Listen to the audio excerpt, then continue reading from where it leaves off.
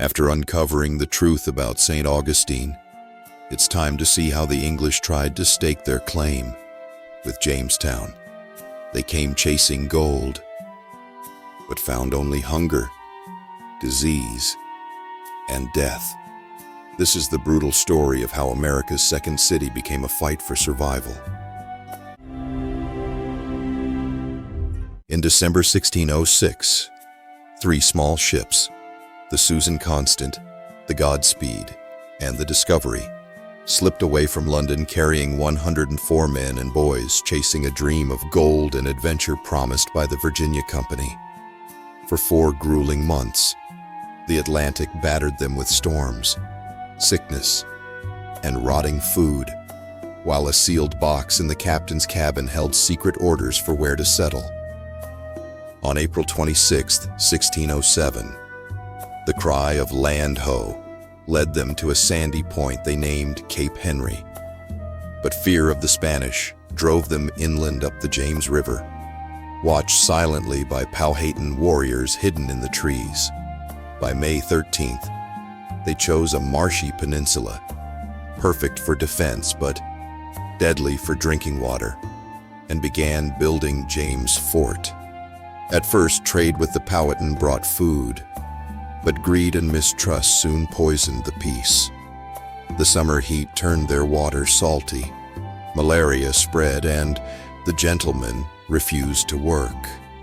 Captain John Smith's grit and dangerous trading missions kept the settlement alive. But by autumn, graves lined the swamp. Jamestown, just a handful of huts in a mosquito-filled marsh, became the first permanent English settlement in North America. A desperate gamble that nearly failed in its first months but changed the course of American history forever. When the settlers first spotted Jamestown Island, they thought they'd found the perfect place to begin a new life. The river curled around it like a protective moat, and it sat far enough inland to be safe from Spanish warships. But the danger wasn't out there. It was already waiting for them. The water was foul, a salty, fresh mix that poisoned more than it quenched. The swampy ground buzzed with mosquitoes carrying deadly diseases. And the men? Most were wealthy gentlemen who had never planted a seed or hunted for their own food. They dug for gold that didn't exist while their stomachs grew empty. At first, the Powhatan people traded corn and meat, but the uneasy peace could shatter with a single argument, and when it did, the food supply vanished. By winter, desperation had taken over. People boiled leather for soup, they trapped rats for meat, and some whispered about even darker acts that no one dared speak of aloud.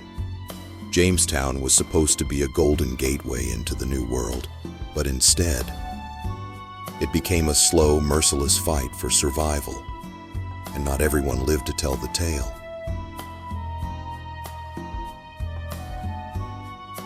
By 1610, Jamestown was barely hanging on. The dream of gold had vanished. No treasure ships, no piles of riches, just swamps, disease, and empty bellies. So many had died from sickness and starvation that the few survivors were ready to abandon the place altogether. And then, along came a young settler named John Rolfe, with an idea that would change everything. The Powhatan people were already growing tobacco, but the English weren't fans. It was too strong, too harsh for their taste. Rolfe had managed to get his hands on something rare, seeds from a sweeter, smoother strain grown in the Caribbean. Seeds the Spanish fiercely guarded as part of their tobacco monopoly. He planted them in Jamestown soil, and to everyone's surprise, they thrived. By 1614, the first shipment of Virginia-grown tobacco reached England. The response? Instant success. English smokers loved it. Suddenly, Virginia wasn't just a struggling swamp settlement. It had struck gold in the form of a cash crop. Tobacco became the lifeline of the colony. Farmers cleared more and more land to plant it, pushing deeper into Powhatan territory and sparking fresh tensions with the native people. But there was another problem. Tobacco was labor-hungry.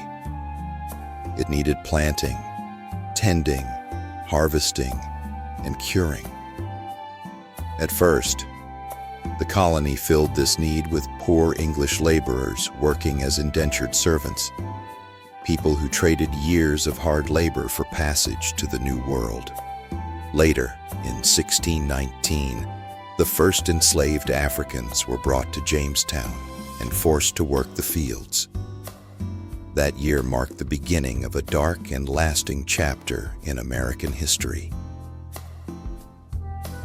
As the crop flourished, so did the colony's ambitions.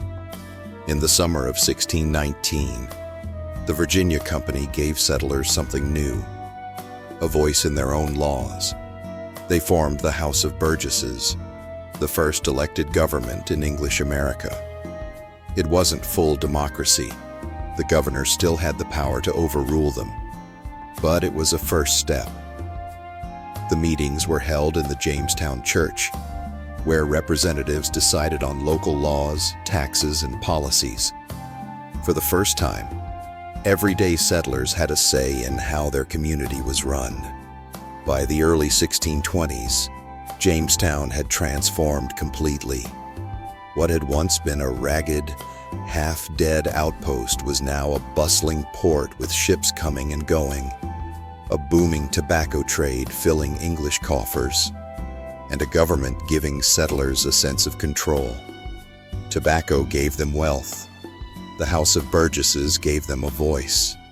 Together, they turned Jamestown's story from one of desperate survival into one of stability, growth, and lasting influence on America's future. By the 1620s, Jamestown was booming from tobacco, with ships crowding the docks and new fields stretching far beyond the fort. But success came with a cost. In 1622, the Powhatan Confederacy launched a surprise attack that wiped out a quarter of the English population, ending any hope of peace. 2 years later, the Virginia Company was dissolved, and Jamestown became a royal colony under the king's control. For decades, it grew as Virginia's political heart, home to the House of Burgesses. But life was never easy. Shortages, disease, and clashes with native tribes were constant.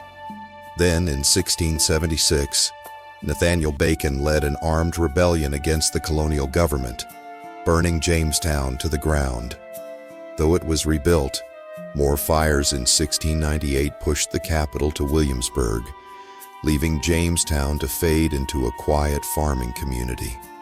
By the time of the American Revolution, it was no longer a center of power, just a symbol of where English America began. By the time 1783 rolled around, the American Revolution had been raging for 8 long years. The real turning point had already happened 2 years earlier, in 1781.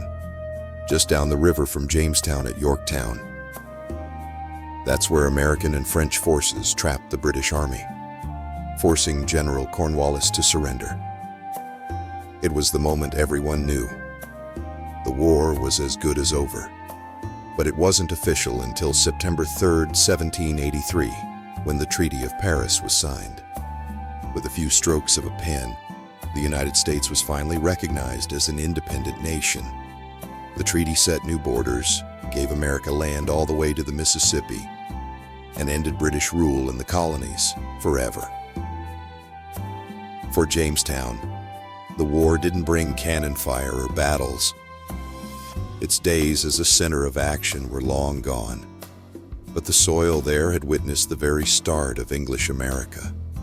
And now, just over 170 years later, that same land was part of a brand new country.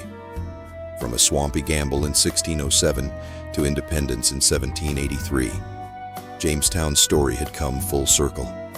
And when the War for Independence ended in 1783, Jamestown stood not as a bustling port, but as a relic of a gamble that had changed the course of history. a living window into the very beginning of English America. The old fort site is now historic Jamestown, where archaeologists are still digging up artifacts that haven't seen the light of day in over 400 years. Just down the road, the Jamestown Settlement brings history to life with full-size ships, a recreated Powhatan village, and a fort you can walk through. Most people who work in and around Jamestown are tied to this history, guiding tours, preserving the site, sharing stories, and welcoming visitors from all over the world. Tourism, education, and preservation keep the heart of Jamestown beating, while the surrounding region blends in military bases, shipbuilding, and local businesses that thrive on the flow of curious travelers. It's not just a place frozen in the past. It's a reminder that America's story didn't start with skyscrapers or freeways. It started right here, on a swampy peninsula, with a few rough huts, a risky dream, and the determination to survive. If those settlers hadn't fought so hard, would we even have the U.S. today? Let me know your thoughts in the comments. And if you're hungry for more surprising stories from America's cities, make sure to subscribe and hit the bell. Trust me, the next episode's gonna blow your mind. Catch you next time.